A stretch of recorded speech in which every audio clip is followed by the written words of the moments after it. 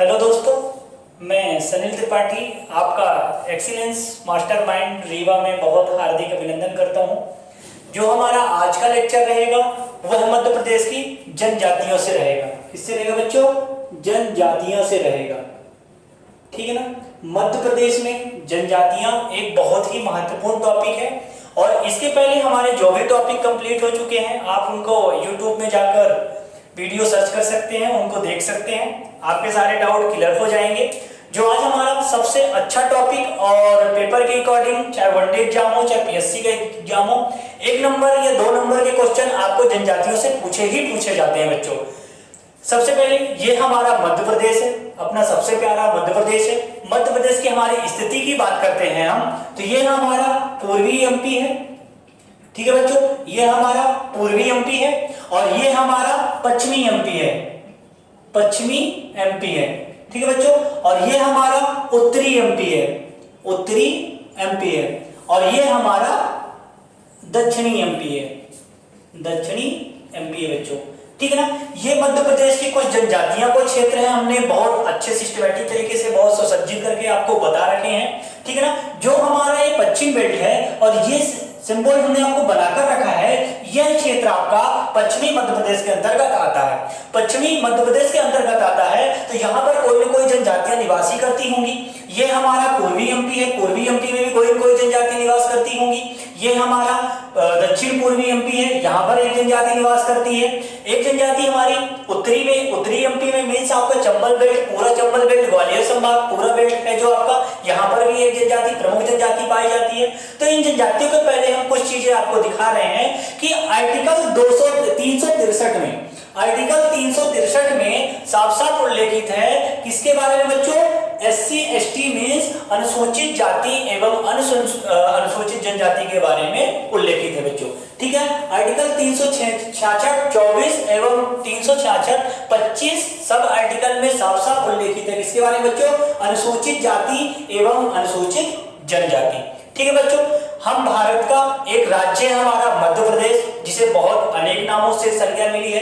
Tiger प्रदेश के नाम से, सोया प्रदेश के नाम से, मध्य प्रदेश के नाम से, ठीक ना, कोहिनूर प्रदेश के नाम से, इन सभी नामों से मध्य प्रदेश को संज्ञा मिली है। हम बात करते हैं भारत की स्थिति में मध्य प्रदेश की अनुसूचित जनजातियों की स्थितियां। ठीक है ना। भारत में सर्वाधिक अनुसूचित जनजाति, भारत में सर्वाधिक अनुसूचित जाति मींस SC कहां पर पाए जाते हैं बच्चों? यूपी में पाए जाते हैं। भारत की स्थिति के अनुसार हम बात करते हैं आपसे, तो भारत में सर्वाधिक अनुसूचित जाति मींस SC कहां पाए जाते हैं बच्चों? उत्तर प्रदेश में पाए जाते हैं। ठीक है। और बात करते हैं हम किसी ST की मींस शेड्यूल्ड ट्राइब्स की बात कर रहे हैं, तो मध्य प्रदेश में सर्वाधिक आपके अनुसूचित जनजाति पाए जाते हैं। इसीलिए याद कीजिए मध्य प्रदेश को जनजातीय प्रदेश के नाम से भी जाना जाता है, क्योंकि यहाँ पर अनुसूचित जनजाति की जनसंख्या सर्वाधिक है। हम बात करते हैं बच्चों मध्य प्रदेश की जनसंख्या की। जो मध्य प्रदेश की जनसंख्या है 7,26,26,809 जनसंख्या बच्चों। ठीक है ना। टोटल जनसंख्या में से आपका 6% जनसंख्या मध्य प्रदेश में निवास करती है। कितना बच्चों? 7,26,26,809 जनसंख्या। इनमें से बच्चों SC की जनसंख्या लगभग 15.2% है। कितनी है बच्चों? SC मतलब अनुसूचित जाति की जनसंख्या, हम इसको 100% माने ले रहे हैं। हमारा 7,26,26,809 को हम 100% मान रहे हैं। इस 100% में से 15.2% कौन सा निवास करते हैं? अनुसूचित जाति निवास करती है और अनुसूचित जनजाति 21.6% है। लगभग 21 पॉइंट आप याद कर लीजिए कि 21% मध्य प्रदेश में कौन सी जनजाति पाई जाती है बच्चों? अनुसूचित जनजाति।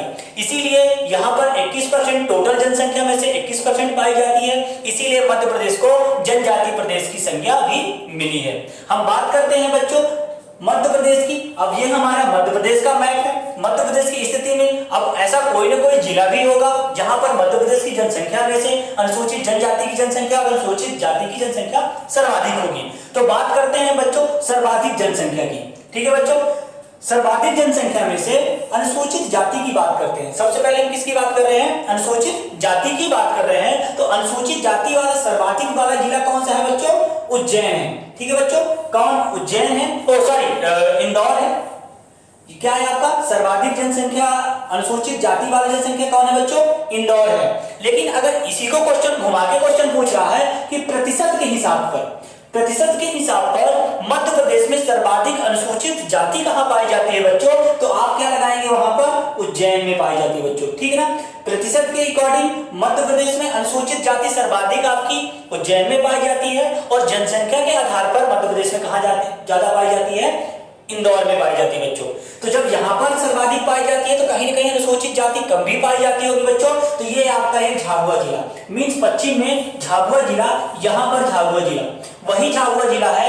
चंद्रशेखर आजाद का जन्म स्थल भी कहाँ पर है आपका? झाबुआ जिला।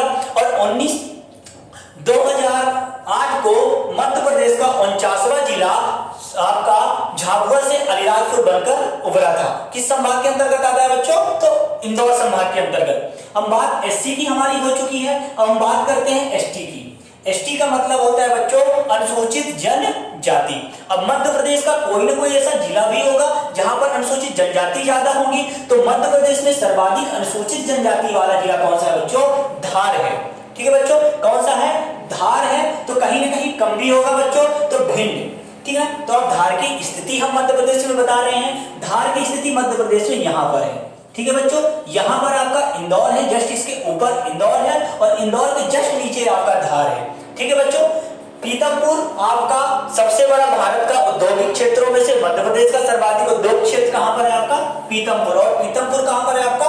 धार जिले में ही है, ठीक है ना। तो सर्वाधिक अनुसूचित जनजाति कहां पाए जाते हैं? धार में पाए जाते हैं। तो जब यहाँ पर सर्वाधिक अनुसूचित जनजाति पाई जाती है तो कहीं ना कहीं कोई ऐसा जिला भी होगा यहाँ कम अनुसूचित जनजाति पाई जाती है, तो भिंड बच्चों कहां पाई जाती है? भिंड। और मध्य प्रदेश में भिंड की स्थिति अगर हम बात करते हैं तो ये यहाँ पर हमारा भिंड है।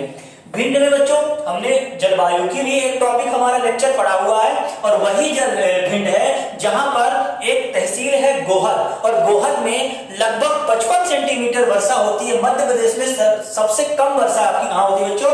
55 सेंटीमीटर गोहद में होती है, गोहद में होती है, ठीक है बच्चों। ये हमारा डाटा कंप्लीट हुआ। अब हम बात करते हैं मध्य प्रदेश की जनजातियों की स्थिति की। ये हमारा मध्य प्रदेश का पश्चिमी जिला है। इस पश्चिमी जिला में एक सबसे प्रमुख जनजाति पाई जाती है। कौन सी जनजाति बच्चों? भील जनजाति। अगर बात जिलों की करते हैं तो जिलों के अंतर्गत इसका बड़वानी है, खरगोन है, इंदौर है, धार है, अलीराजपुर है, झाबुआ है, उज्जैन है और शाजापुर जिला।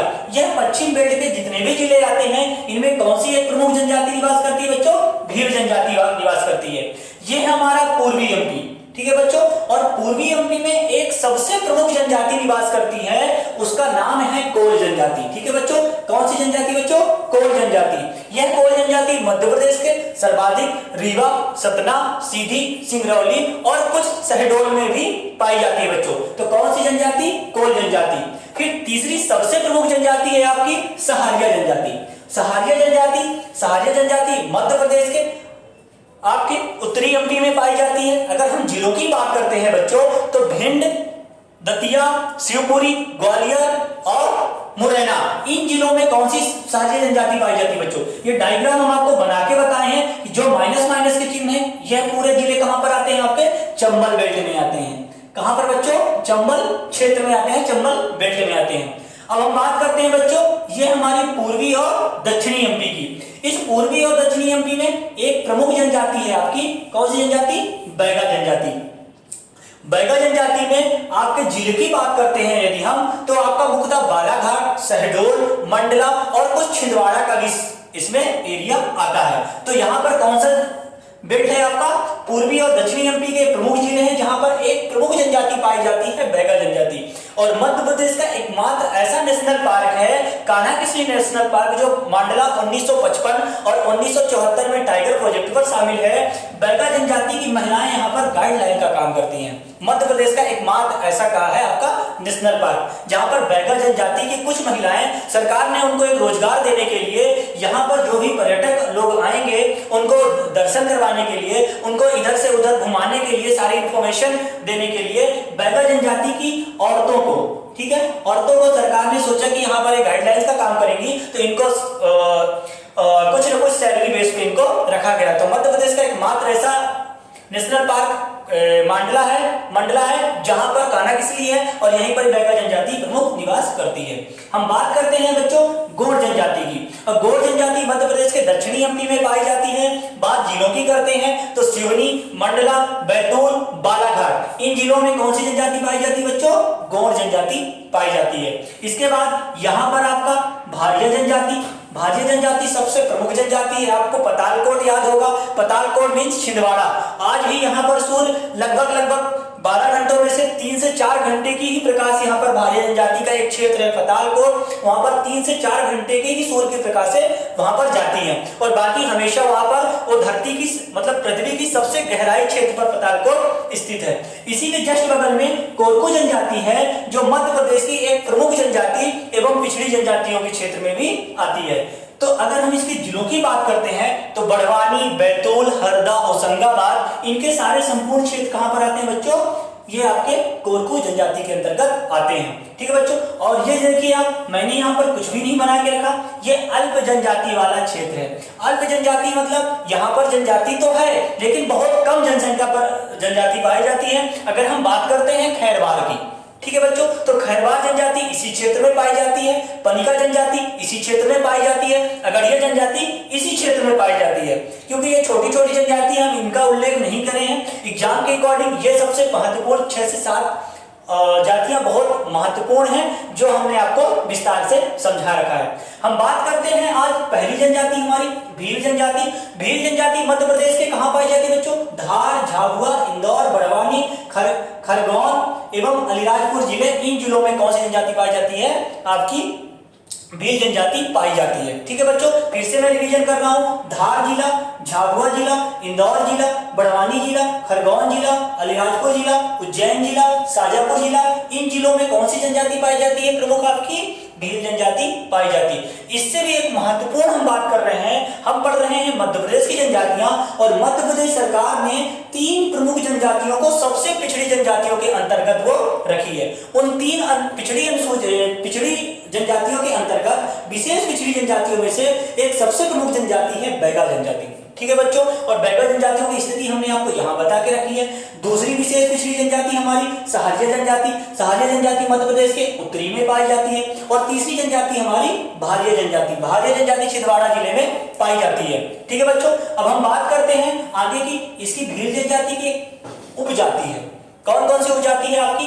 एक बरेला है, ठीक है बच्चों, एक बरेला है, दूसरा है आपका भिलाला है और तीसरा है आपका पटलिया है। ठीक है बच्चों, कौन कौन सा? फिर से रिवीजन कर रहा हूं। एक उपजाति इसकी भील जनजाति की उपजाति आपकी बरेला है, दूसरी आपकी भिलाला है और तीसरी आपकी पटालिया है। ठीक है बच्चों, अब हम बात करते हैं भील जनजाति की प्रमुख देवता की। अब एक जनजाति है, इनके भी कोई ना कोई देवता होंगे, तो एक सबसे प्रमुख देवता है इनके राजपंथा देवता। कौन से बच्चों? राजपंथा देवता। और हम बात करते हैं बच्चों, जो भील जनजाति के लोग होते हैं इनके मकान को कहते हैं। जैसे हम लोग के मकान को आनंद भवन, शीतला भवन, त्रिपाठी सदन, अनेक नामों से जाना जाता है, लेकिन इनके जो मकान हैं, इनके मकान को हम कु कहते हैं। क्या कहते हैं बच्चों? कु कहते हैं। यह लिखा है, हमने लिख दिया है। इनके मकान को हम कु कहते हैं। और इनके निवास स्थल को, जिस भी निवास स्थल में ये निवास करते हैं, हम इसको क्या कहते हैं? ये लोग इनको क्या कहते हैं? फालहा के नाम से जाना जाता है बच्चों। इनके निवास स्थल को किस नाम से? फालहा के नाम से जाना जाता है। भील जनजाति का एक सबसे प्रमुख पर्व होता है भगोड़िया पर्व। यह बसंत पंचमी के करीब लगभग 7 दिवस का एक पर्व होता है, त्योहार होता है। मीन्स फरवरी में मनाया जाता है भगोड़िया पर्व। इस भगोड़िया पर्व की बात हम करते हैं तो एक मध्य प्रदेश का सबसे प्रमुख पर्व ये माना जाता है। उसके बाद इनके नृत्य भी होता है, तो घूमर नृत्य और गौरी नृत्य। घूमर नृत्य और गौरी नृत्य, यह दोनों नृत्य किससे संबंधित है? आपके भील जनजाति से संबंधित है। और इनमें एक विवाह प्रचलित है। कौन सा बच्चों? गोल गदेड़ो विवाह। कौन सा बच्चों? गोल गदेड़ो। डायरेक्टली एग्जाम में 1 नंबर का फैक्ट पूछेगा, गोल गदेड़ो विवाह किससे संबंधित है, कौन सी जनजाति से संबंधित है? तो आप क्या बताएंगे? ये आपका भील जनजाति से संबंधित है। यह आपकी प्रमुख जनजाति है, भारत की एक सबसे नंबर 1 की जनजाति, भारत में सबसे प्रथम जनजाति, अनुसूचित जनजाति में बात करते हैं। और सबसे बड़ी जनजाति कौन सी है बच्चों? भील जनजाति। भील जनजाति के बाद हम दूसरी की बात करते हैं, सहारिया जनजाति बच्चों। ठीक है ना, सहारिया जनजाति की स्थिति मध्य प्रदेश में भिंड, मुरैना, ग्वालियर, दतिया, शिवपुरी। ठीक बच्चों, भिंड, मुरैना, ग्वालियर, दतिया, शिवपुरी। अगर हम बात करते हैं, यहाँ पर हमारा शिवपुरी है, यहाँ पर हमारा मुरैना है, यहाँ पर हमारा भिंड है, यहाँ पर हमारा दतिया है, यहाँ पर हमारा ग्वालियर है और यहाँ पर हमारा शिवपुरी है। इन प्रमुख जिलों में कौन सी जनजाति पाई जाती है बच्चों? सहार्य जनजाति पाई जाती है। ठीक है बच्चों, फिर से हम बार बार रिवीजन करते हैं। यहाँ पर हमारा शिवपुरी है, यहाँ पर हमारा मुरैना है, यहाँ पर हमारा भिंड है, यहाँ पर हमारा दतिया है और यहाँ पर हमारा ग्वालियर है और यहाँ पर हमारा शिवपुरी है। इन प्रमुख जिलों में कौन सी जनजाति पाई जाती है बच्चों? सहार्य जनजाति। सहार्य जनजाति पाई जाती है और इनके मुखिया को, मतलब हेड पर्सन को क्या कहा जाता है? पटेल के नाम से जाना जाता है। क्या जाना जाता है बच्चों? पटेल के नाम से जाना जाता है। और बात हम करते हैं इनके मकान को। ये लोग कैसे निवास करते हैं? यह एक श्रृंखला बनाकर रहते हैं, श्रृंखला बनाकर रखते हैं अपने मकान को। आप ये लोग क्या करते हैं? सीरीज बनाकर रहते हैं, ठीक है ना? मतलब एक घर, फिर दूसरा घर, फिर तीसरा घर, फिर चौथा घर। इसके बाद हम बात करते हैं बच्चों इनका नृत्य। एक धुलधुल घोड़ी इनका एक प्रमुख नृत्य है। मींस कौन सी जनजाति का? सहार्य जनजाति का। धुलधुल घोड़ी एक प्रमुख नृत्य है और लहंगी नृत्य। ठीक है बच्चों, लहंगी नृत्य और धुलधुल घोड़ी नृत्य ये किससे संबंधित है? ये आपके सहार्य जनजाति से संबंधित है। अब हम बात करते हैं बच्चों तीसरी जनजाति की। ठीक है ना? तीसरी प्रमुख जनजाति हमारी गोंड है। गोंड भारत की दूसरी सबसे बड़ी जनजाति है और मध्य प्रदेश की भी दूसरी बड़ी जनजाति है। अगर बात हम समूहों की करते हैं तो समूह के आधार पर मध्य प्रदेश की सबसे बड़ी जनजाति आपकी गोंड जनजाति है। ठीक है बच्चों, लेकिन जनसंख्या के आधार पर बात करते हैं तो जनसंख्या के आधार पर भील जनजाति आपकी मध्य प्रदेश की सबसे बड़ी जनजाति है। इस गोंड जनजाति यह मध्य प्रदेश के इस क्षेत्रों में पाई जाती है। मैं आपको डायग्राम बना के बता दिया हूं। और बात जिलों की करते हैं तो बालाघाट जिला, बालाघाट जिला कहाँ है बच्चों? यहाँ पर आपका बालाघाट जिला है। फिर बात करते हैं बालाघाट के बाद छिंदवाड़ा जिला, यहीं पर आपका छिंदवाड़ा जिला है। ठीक है बच्चों, इसके बाद अगला है आपका मंडला जिला और बैतूल जिला। यहाँ पर आपका बैतूल है और यहाँ पर आपका मंडला है। इन 4 से 5 जिलों में कौन सी जनजाति पाई जाती है? आपकी गोंड जनजाति पाई जाती है बच्चों। ठीक है ना? और गोंड जनजाति की उपजातियां हैं। सारी जनजातियों की एक उपजातियां भी होती हैं।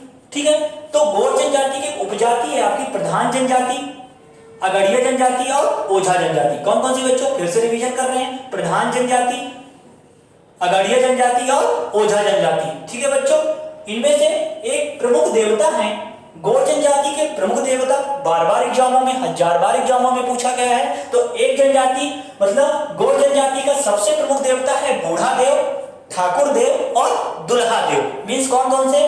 बूढ़ा देव, दुल्हा देव और ठाकुर देव। ये देखिए मैंने लिख के रखा है, बूढ़ा देव, दुल्हा देव और ठाकुर देव। ठीक है बच्चों, बात फिर से रिवीजन करते हैं। ये डायरेक्टली एग्जाम में पूछता है कि दुल्हा देव इनमें से किस जनजाति के प्रमुख देवता हैं आपके? तो आपके गोंड जनजाति, दुल्हा देव और बूढ़ा देव और ठाकुर देव। अब हम बात इनकी नृत्य की करते हैं। ठीक है बच्चों, नृत्य इनमें सैला नृत्य होता है, कर्मा नृत्य होता है, रीना नृत्य होता है, बिरहा नृत्य होता है, सुगा नृत्य होता है। ठीक है बच्चों, फिर से रिवीजन कर रहे हैं। कर्मा नृत्य, बिरहा नृत्य, सुगा नृत्य, रीना नृत्य, ये प्रमुख नृत्य कौन सी जनजाति से संबंधित है? आपके गोंड जनजाति से संबंधित है। ठीक है बच्चों, अब इनमें खेती होती है जिसे हम बारी कहते हैं। गोंड जनजाति खेती करते हैं तो हम उनको क्या कहते हैं बच्चों? बारी कहते हैं। इसके बाद इनमें एक विवाह प्रचलित है। कौन सा विवाह है बच्चों? हम बता रहे हैं, दूध लौटावा विवाह। दूध लौटावा विवाह वह विवाह होता है जो भाई, मौसी, चचेरा भाई, चाचा की लड़की और मामा की लड़की, बुआ की लड़की, इनमें लड़का लड़की के आपस में क्या हो जाता है? विवाह हो जाता है। तो उसको क्या कहते हैं? आपका दूध लौटावा विवाह। हमने ये लिख दिया है, दूध लौटावा विवाह। ठीक है बच्चों, चढ़ विवाह। चढ़ विवाह का मतलब गोंड जनजाति में एक पेड़ के ऊपर पोटली रख दी जाती है और यदि वह लड़का, कोई भी लड़का उस पोटली को नीचे उतार लाएगा, लेकिन लड़कियां उतारने ही नहीं देती हैं। यदि वह पोटली उतार कर लाता है तो अपने मनपसंदगी से शादी कर सकता है। तो उसको वह किस विवाह के अंतर्गत आता है? चढ़ विवाह के अंतर्गत। फिर है सेवा विवाह। ठीक है बच्चों, सेवा विवाह का मतलब लड़का जो होता है वह लड़कियों के यहाँ, लड़कियों के पेरेंट्स के यहाँ पर जब क्या करता है? सेवा करता है, तो उसी को क्या कहते हैं? सेवा विवाह कहते हैं। ठीक है बच्चों, 3 विवाह बहुत महत्वपूर्ण है। एक तो दूध लौटावा विवाह, सेवा विवाह और चढ़ विवाह। ठीक है बच्चों, अब हम अगली जनजाति और इनकी त्योहार की बात करते हैं तो इनका एक प्रमुख त्योहार है बिदरी। ठीक है ना? बिदरी और बाघपंथी। बाघपंथी और बिदरी किनका प्रमुख त्योहार है? आपका गौड़ जनजाति का प्रमुख त्योहार है। अब हमारी आखिरी जनजाति है बैगा जनजाति। बैगा जनजाति एक पिछड़ी जनजातियों के अंतर्गत मध्य प्रदेश सरकार ने रखा है। हमने बता रखा है आपको बैगा जनजाति। बैगा जनजाति मध्य प्रदेश के सीधी जिला, मंडला जिला, बालाघाट जिला और शहडोल जिला। बात हम करते हैं इनकी स्थिति की। यहाँ पर हमारा सीधी जिला है, यहाँ पर हमारा शहडोल जिला है, यहाँ पर हमारा मंडला जिला है और यहाँ पर हमारा बालाघाट जिला है। इनकी स्थिति भी समझिए, यहाँ पर हमारा सीधी है, यहाँ पर हमारा शहडोल है, यहाँ पर हमारा मंडला जिला और यहाँ पर हमारा कौन सा जिला? बालाघाट जिला। इन जिलों में कौन सी जनजाति पाई जाती है? बैगा जनजाति पाई जाती है। बैगा जनजाति की उपजाति है आपकी नरोतिया और भरोतिया और कठमेना। तीन प्रमुख उपजातियां हैं, नरोतिया, भरोतिया और कठमेना। ठीक है बच्चों, आपको बहुत अच्छा लगता होगा। बहुत इसमें जितने फैक्ट हैं आपको पेपर के अकॉर्डिंग सारे फैक्ट हमने डाल रखा है कि कोई भी दिक्कत कहीं पर भी नहीं आएगी। जो बैगा जनजाति है ये बेबार खेती मीन्स अब झूम खेती करते हैं, क्योंकि यह धरती माँ को अपनी माँ मानते हैं और इनकी मानसिकता होती है कि हम अपनी धरती माँ को चीर के या फाड़ के खेती नहीं करना पसंद करते हैं। इसीलिए इनकी एक प्रमुख खेती होती है झूम खेती। झूम खेती मतलब ऊपर ही हाथों के माध्यम से जितना उपज हो जाता है ये लोग कर लेते हैं, क्योंकि यह धरती माँ को अपनी माँ मानते हैं और इनकी मानसिकता रहती है कि हम धरती माँ को अपनी माँ को चीर के या फाड़ के हम खेती नहीं करना चाहते हैं। ठीक है ना। इनके देवता पूछा गया एग्जामों में तो बूढ़ा देव। ठीक है बच्चों, बूढ़ा देव प्रमुख देवता है आपके किसके? बैगा जनजाति के। उसके बाद अगर हम इसमें नेत्र की बात करते हैं तो कर्मा नेत्र, शैला नेत्र, परधौनी नेत्र, फाग नेत्र और रीना नेत्र में से जो गोड़ में हमने नेत्र किया था वही हमने बैगा जनजाति के नेत्र हैं। ठीक है बच्चों, और इनमें एक परंपरा प्रचलित है आपकी बासी रोटी खाने की परंपरा। कौन सी बच्चों? बासी रोटी खाने की परंपरा किस जनजाति पर प्रचलित है? आपकी बैगा जनजाति पर। ठीक है बच्चों, अब जितनी भी जनजाति हो गई है ये हम आपको पार्ट 2 में लेकर आएंगे। ये हमारा पार्ट 1 था। जो प्रमुख जितने सारे फैक्ट थे एग्जाम से पूछे गए हैं वो सारे फैक्ट हम इसमें इंक्लूड करके रखे हैं। ठीक है बच्चों, और इसको बार बार वीडियो को देखिएगा, हमारे चैनल को लाइक करेंगे, सब्सक्राइब करेंगे और शेयर भी करेंगे अपने दोस्तों को भी जो रीवा जैसे सिटी में या बाहर जैसे सिटी में नहीं पहुंच पाते हैं तो उनको शेयर करिएगा। उनको सारी सुविधाएं घर पे ही बैठे बैठे मिल जाएंगी। ठीक है बच्चों, ठीक है, थैंक यू सो मच।